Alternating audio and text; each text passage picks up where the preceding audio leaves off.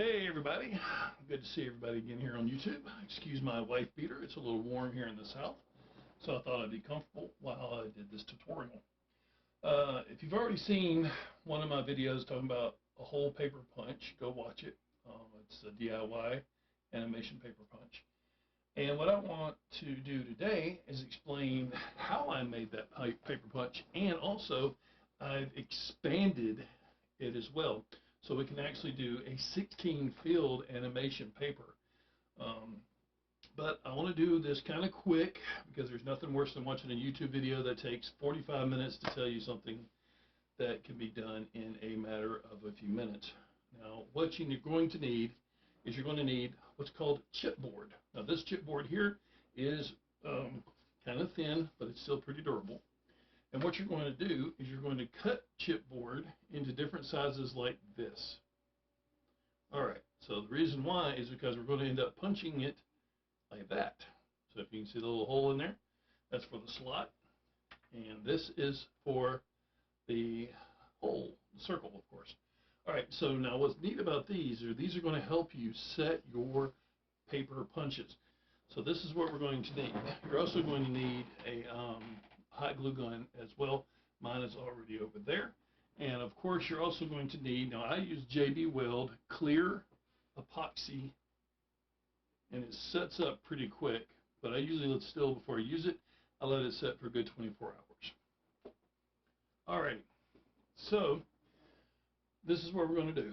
We're going to take all the little things that we made out of this, with all the little holes. Now if you look at my animation, I have this is actually an old animation disc from one time Alan Gordon Enterprises. If you can find one, they're great. It's a 16 field and a 12 field.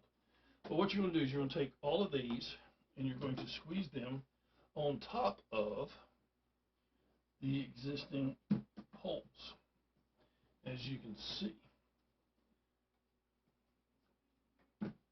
You're going to want to get them as square as you possibly can.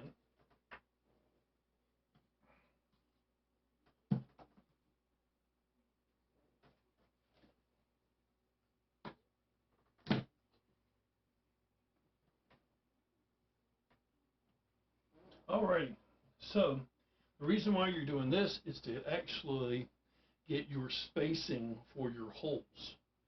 Now that we have that done, we're going to take this other piece of chipboard that we have here, like so, and we're going to take our hot glue gun, hopefully it's gotten hot, and we are going to put a little dab of hot glue on top of all of these pieces of chipboard. And then what we're going to do is take this one big long piece and we're going to set it on top of it like that, squeezing it down. So now we're going to let that cool for a second. Now while that's cooling, you're also going to need to get a hold of a router that you can use to router out the shapes. Now what's really cool is I tell everybody, router out bigger than what you think you're actually going to need, because when you fill it in with these epoxy resins, it's going to fill it in and level it, so you can actually overfill and sand it down and make it even more flat. So that should probably be good enough. So now what we're going to do is, after we get this on, these things are so tight on there, it's always a good thing.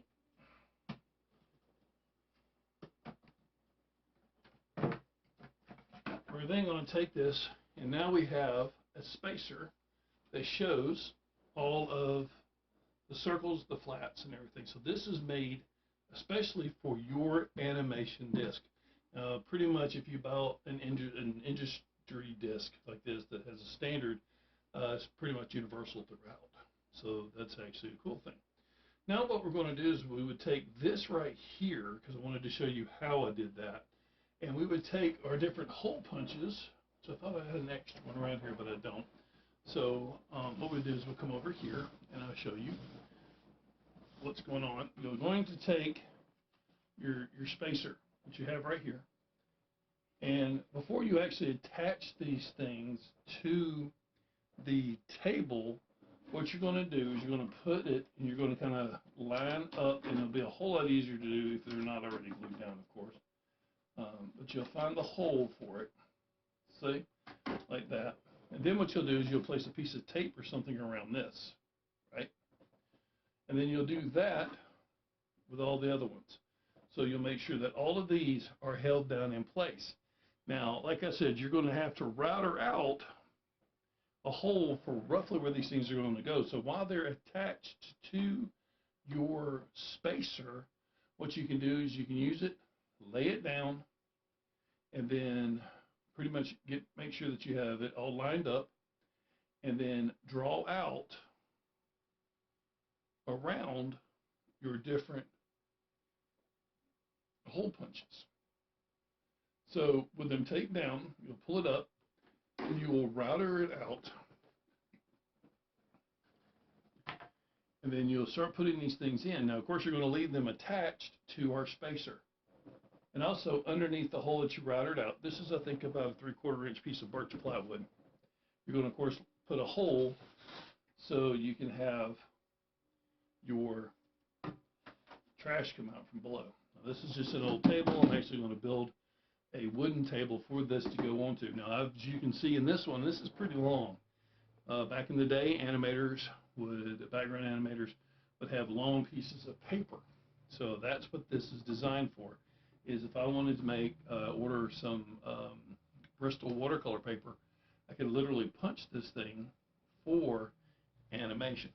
Now, once you get everything set, dried, and ready to go, you can get, well, this of course is already punched, but you can get this kind of paper right here. This came from Amazon. And again, I'll try to put everything in the video that I purchased from Amazon. Now, of course, it did not have the holes, but this is drawing paper. Now, I bought 500 sheets of drawing paper, I think for about a little over $20-something. Might have been a little more, but who cares? Because this kind of paper right here, if you were to buy it from any animation supply, which there seems to be only one, it's pretty expensive. So what you're going to do is you're going to set this paper down. Now, on here, as you can see, I don't know if you can see these over here or not. Let me tilt this down just a little bit. You can see right here, I've got these lines already drawn on here. Now, these are for different size papers. So what I would do is, even though this is already punched, as you can see, this is going to be my sacrificial paper. I'd come in here. Now, how I found center is I folded my paper like this, creased it, and then I came back here, found center on my one right here, which these usually have a little marker on them on the front side. Whenever you purchase it, you'll see this little point. That's the center. So you line it up with that, you slide it in, and then what I do, make sure, I'm actually going to put a stop back here eventually, and I would recommend doing that once you get this nice and level. You're going to slide your paper over to that right there. Now, what I also have is I put a big piece of wood right here, and I clamp it down. And so all I have to do is push the paper up next to it, and it's in the same spot every time. So then what you do is you just do all your holes, and you have 16 filled animation paper, as you can see right there, and it'd be ready to go. Now, of course, if you're practicing and you don't want to deal on a big pieces of paper, again, you can get typing paper, which usually comes out to be 8 filled animation paper. Now, I used 16, I used the longer 8.5, I think, by 11 or whatever. And what's really cool about this is almost dealing with like widescreen for animation. And again, I already have and now this is only going to have 3 holes. So you just come in here, you put it on your line, and you punch away. And you make you a piece of animation paper. Now, I've priced out animation paper here lately, and I found out it is very expensive. This right here, I think, cost me maybe $60 in supplies. I already had a router and a little bit more for the glues, different kinds of adhesives and everything. But this has made me a lot of animation paper. So if you are wanting to have fun with animation, and you also don't mind being a little crafty or artsy or whatever you want to call it, you can end up having some really cool fun with the paper. You know, of course, this desk is built and designed myself, but you know, here you have it. As you can see,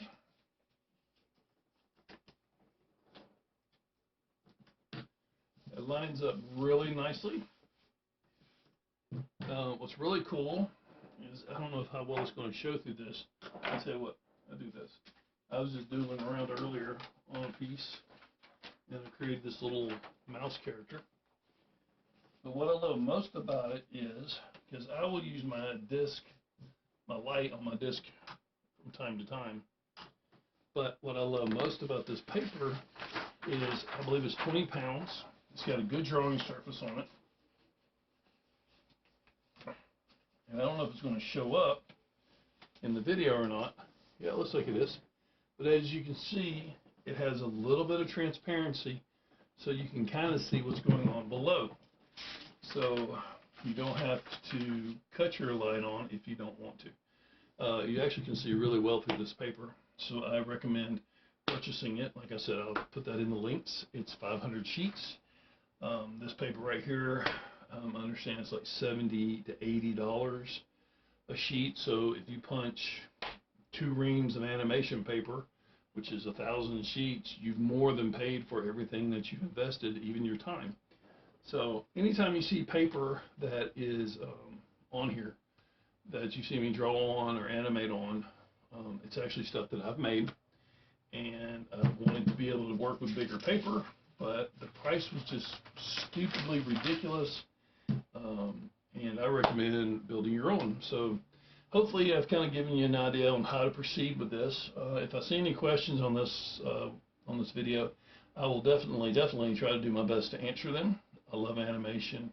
I've looked into animation punches, and they're just really stupidly expensive, and I just don't understand why. I know there's not a big demand anymore for a lot of hand-drawn paper, but honestly, I think that more people who are wanting to get into it, they're just needing to not have to sit there and spend so much money on something that is part of a necessity. So if you can, you know, build your own Acme animation paper punch. If you already have a disc, if you don't have a disc, you can find them online. Animation Supplies, they do supply paper there as well.